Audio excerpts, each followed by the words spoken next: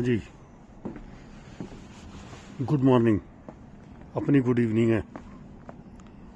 और अब टेम्परेचर थोड़ा ठीक हो गया। अभी जो है मैंने दिखाया ही था मेरी क्या, अभी जो है 4 डिग्री प्लस में। तो जो स्नो है अब मेल्ट हो रही है।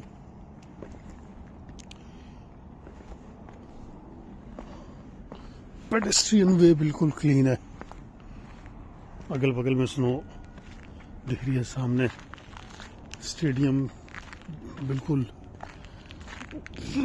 लाइट हो रहा है।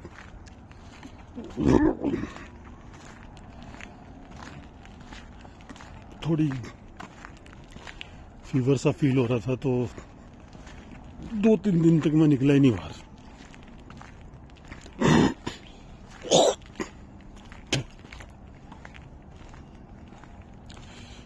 अब स्नो चेंज हो रही है पानी में।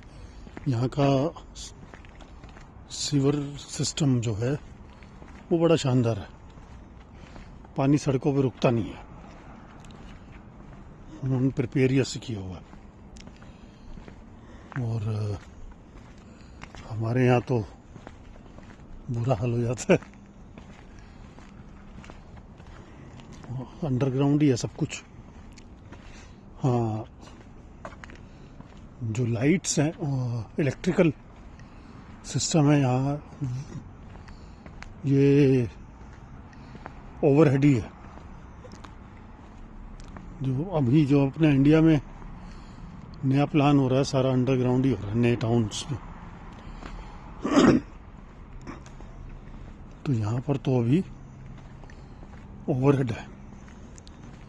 वेदर अब ठीक हो गया। अब धीरे धीरे जो है टेम्परेचर स्टेबल हो जाएगा।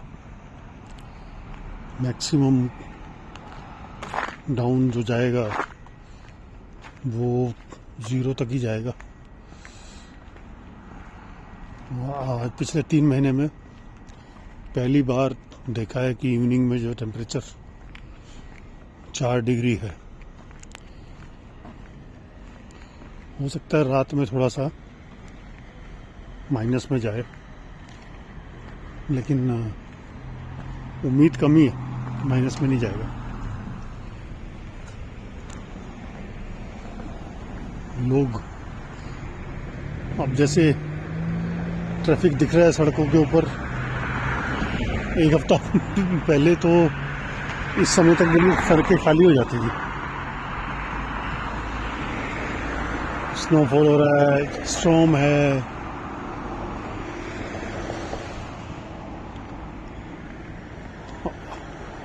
अब जो है अब बेटर हो गया। तो मैंने भी सोचा कि चलो निकलते हैं, थोड़ा एक वॉक करके आते हैं। ज़्यादा दूर नहीं, अपने घर से जहाँ हूँ वहाँ से मेन रोड तक 40-50 कदम पर है। 2-3 मिनट लगते हैं, तो घूम आए।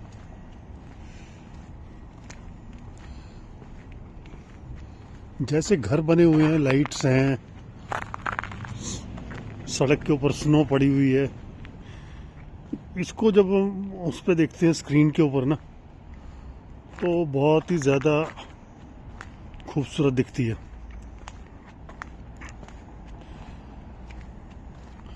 अच्छा,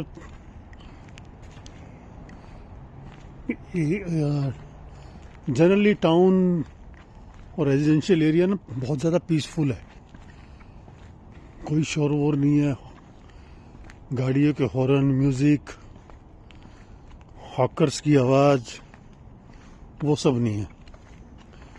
इंडिया में तो ये सब कॉमन सा लगता है।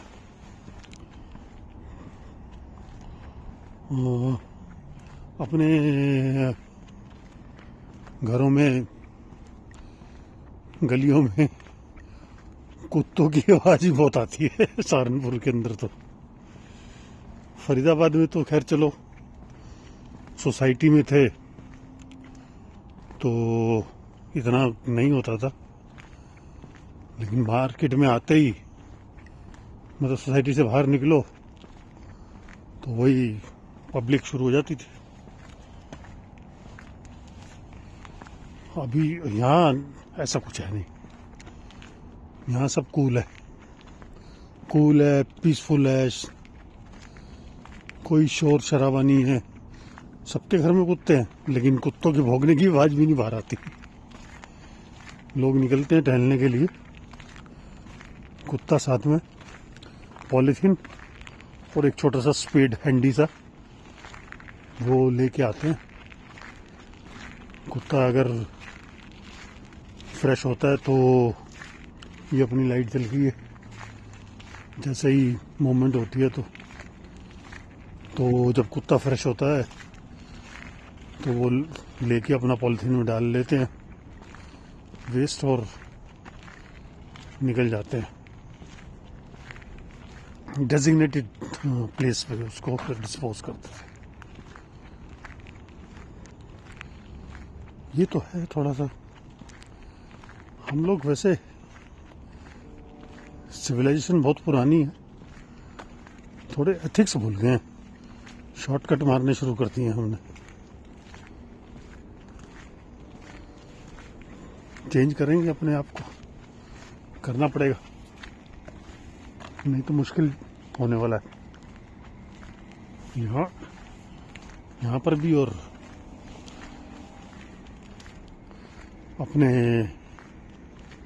इंडिया में भी।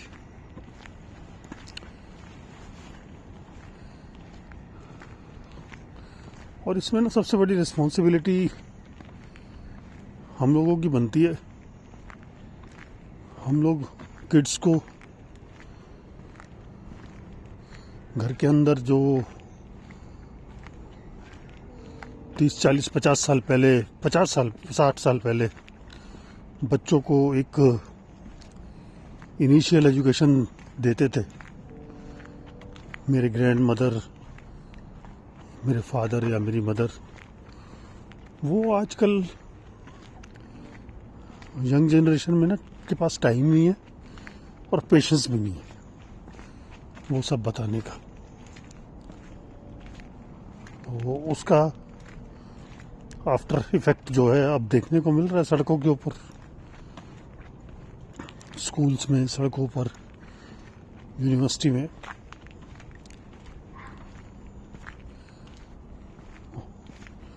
अब कोई ना कोई तो आएगा ही इसको दोबारा सेटल डाउन करने के लिए।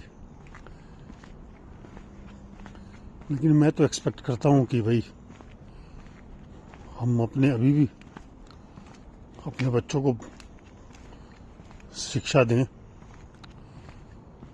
अगर बच्चे अभी मैच्योर हो गए हैं तो उनके बच्चों को दें शिक्षा, एजुकेट करें, civic sense, how to behave with the peoples, बहुत ज़रूरी है। अगर ये नहीं सब किया तो टाइम डिफ़िकल्ट है और वो बच्चे ही हम लोगों को ही बोलेंगे हमारे जाने के बाद कि हमें सिखाया ही नहीं कुछ किसी ने।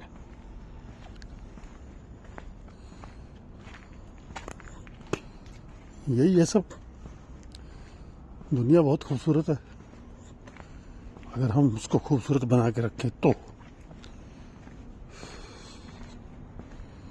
बहुत बड़ी रेस में लगे हुए हैं और अभी सब कुछ बहुत ज़्यादा डिफ़िकल्ट और बहुत ज़्यादा इजी होने जा रहा है। आर्टिफिशियल इंटेलिजेंस अभी समिट तो चल ही रहा है। 4-5 साल के अंदर लाइफ बिल्कुल बदल ही जाएगी।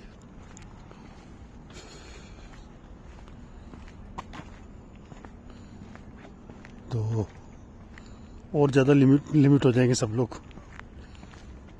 तो हम लोगों को एक चीज़ रखनी पड़ेगी दिमाग में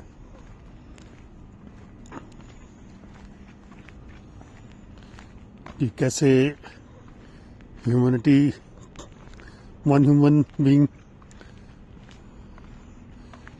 has to behave, how to behave with another human being. Artificial intelligence तो ये सब खत्म करने वाली है और ज़्यादा डिस्टेंट हो जाएगा सब कुछ। हमें पता ही नहीं चलने वाला कि अभी भी नहीं पता चलता सामने कंप्यूटर बोल रहा है या कोई ह्यूमन बीइंग है। तो धीरे धीरे और ज़्यादा हो जाएगा। आप घंटों सालों बात करते रहोगे, वो बाद में पता चलेगा वो बंदा तो 40 साल पहले गुजर गया था। ये है फ्यूचर जो है, बहुत ही ज़्यादा साइंटिफिक। और दूसरे शब्दों में अगर मैं बोलूँ तो लोग आइसोलेशन में नहीं रह सकते। अब उनको रहना ही पड़ेगा एक साथ, अदरवाइज बड़ा मुश्किल हो जाएगा।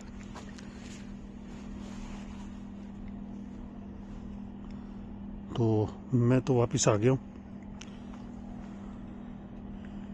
अब बैठते हैं, थोड़ा बैठ के